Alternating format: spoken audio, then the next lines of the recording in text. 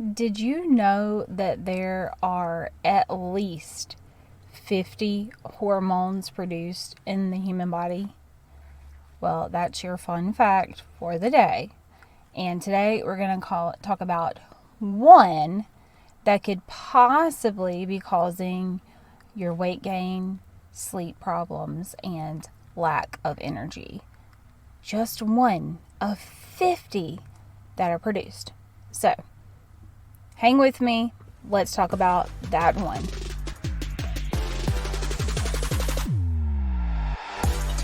Hey mama, welcome to Holistic Health for Moms.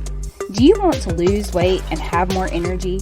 Do you find yourself up late at night searching Google about hormones, weight loss, and how to get healthy? Do you wake up with big, ambitious goals only to feel overwhelmed and frustrated when the scale doesn't move and you look 5 months pregnant after eating again? Hey, I'm Jennifer. I'm a mom of 3, a conventional health nurse practitioner that also believes in natural and holistic health. I kept hearing my patients tell me that they were overwhelmed, tired, and couldn't lose weight. They were overwhelmed with all the health and weight loss information out there. It hurt my heart to see women who wanted answers and solutions to only be given prescriptions and vague directions like eat better and exercise. They needed to get out of the traditional healthcare box, and I wanted to help. So I created this podcast. In this podcast, you'll learn about optimizing your health and transforming your mindset. You'll learn about tools to help you build on what you know is right for you and reclaim the energy and health you know you should have. If this sounds like you, raise your hand and say present and accounted for, and let's get this party started. Alright, so it's not just that we have this hormone. Okay, we can have the hormone cortisol and be totally fine and it not be causing us any issues. But it's when cortisol becomes dysregulated that we can start having problems. Because cortisol regulates blood sugar, regulates our sleep drive, our energy, and our weight. And it can increase estrogen, can decrease progesterone, and can affect our thyroid function. And if you listened to last week's episode, we know estrogen and progesterone have to do, they can have an effect on, retaining fluid and being bloated also. So what causes cortisol to be dysregulated? Well, stress. Yeah, stress. It's a very common word. And these stressors can either be perceived stress, so things that we think about that are not actually happening to us, but things that we are thinking about and our body perceives it as actually happening to us. So like just for an example, this is something that has happened to me recently. My oldest child turned 16 and the thoughts of him pulling out of the driveway in the truck by himself is a stressful thought. And it actually happened, but then to take that thought even further for me, and I tried not to go that place, but is him having an accident, which is a stressful thought, and then my body can react to that. So thoughts, so perceived stressors, and then also like physical stressors, so like not eating enough. Not eating enough is a physical stressor that is telling your body that you are possibly in danger because you're not feeding it and it's going to freak out. And then also you could have an imbalance of the good and bad bacteria in your gut, which can also cause physical and emotional/mental stress.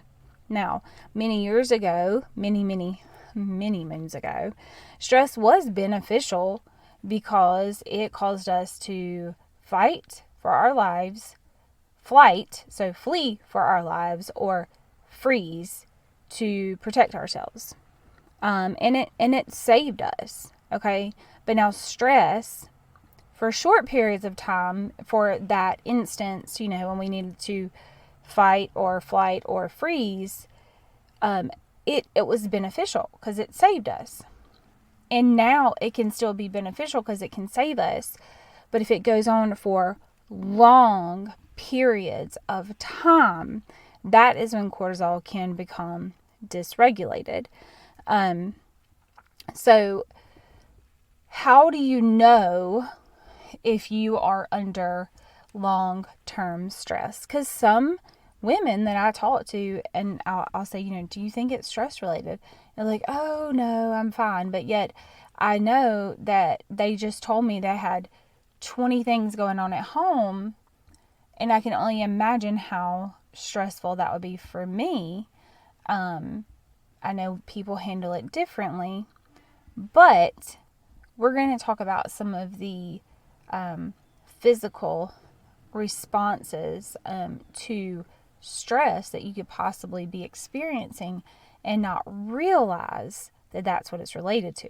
Okay, so some of the responses to long-term stress are racing thoughts, over-analyzing. Should I or shouldn't I? If I do, then this is going to happen. If I don't, this is going to happen. Okay, unable to make decisions. Those are like mental responses to long-term stress. Physical responses could be increases in cortisol, which leads to difficulty in losing weight. A decreased digestion, which can cause bloating and constipation. Decreases in testosterone, progesterone, and estrogen, which can affect your ability to reproduce. AKA, you could possibly be having problems or getting pregnant and maintaining the pregnancy. And you see there that like hormones are not just treat this one and you're done. Hormones are a very delicate balance, have a very delicate balance in the body. Long-term stress can also decrease our immune system, which can cause us to be sick more often. It can increase our pulse, which can cause you to have heart palpitations, and cause like more muscle tension, which can cause headaches and back pain. Okay? Like all of these things are signs that you have long-term stress. And then this can increase cortisol levels and make them become dysregulated and be all kinds of crazy. Okay, so what can you do about increased cortisol levels if that's what you think is going on? Well, first and foremost, let's manage your stress. And what does that even mean? Well, okay, so deep breathing, yoga, yada yada yada, like all of those things. But truthfully, like practical things, if you can stop there in the moment and think, okay, let's just take a deep breath, try to take a step away from the situation, that's fantastic. But a lot of us need to learn just to say no. Like, stop being the yes person and say no. Saying no is not bad. Saying no is setting boundaries and protecting your mental and physical health. It does not make you a bad person. It does not make you a bad mother. It does not make you a bad wife. Okay, that is protecting yourself. Prayer and reading God's Word.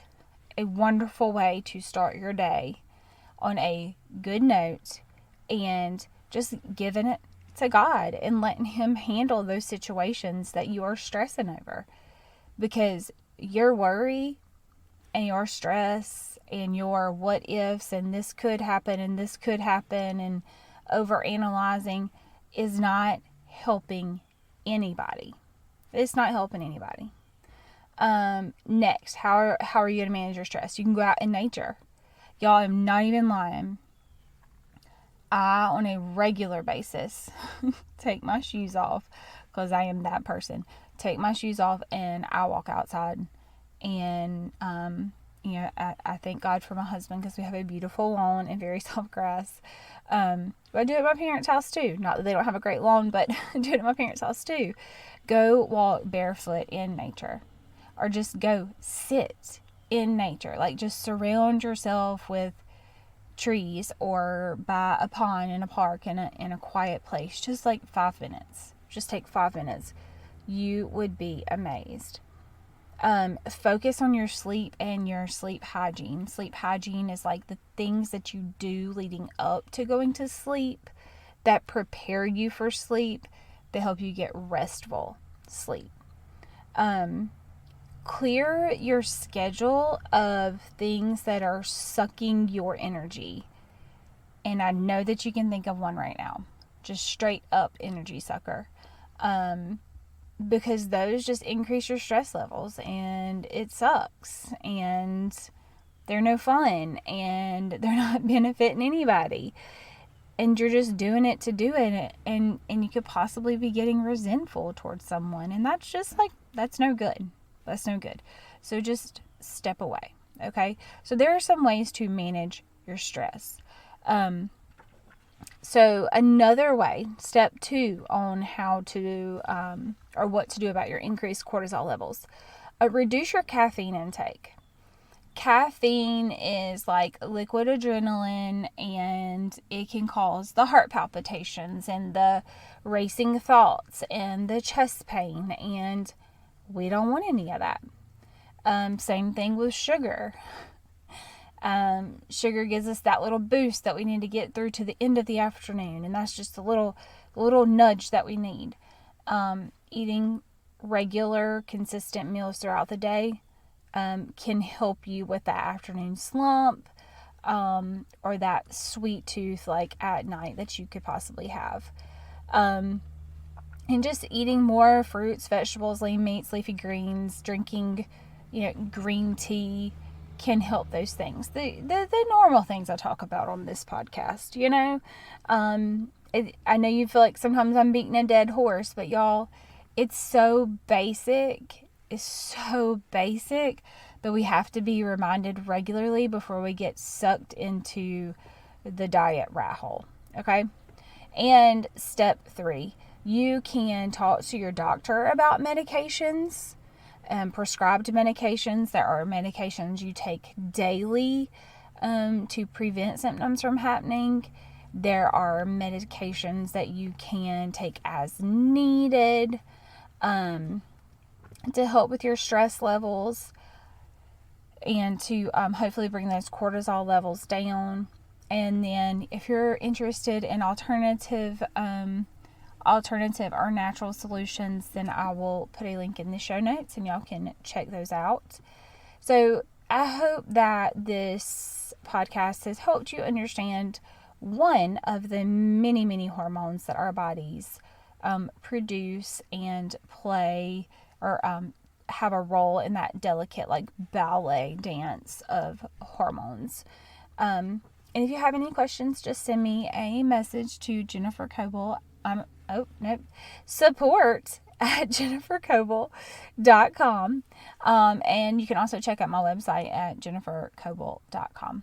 So I hope y'all have a fantastic day, and I'll talk to y'all soon. Bye. Okay, Mama, I hope you enjoyed today's episode. If so, would you take 30 seconds and subscribe to my email list? By signing up, you get my free meal planning template to help you start optimizing your health today. Also, if you could leave me a review, this helps this podcast rate, helps more sisters see it, and it lights me up to know this podcast is helping you. Okay, time to go make sure the clothes are washed, ball uniforms are ready, and snacks are prepared for this week full of games and chaos. I'll meet you back next week for another episode. Have a great week, sister.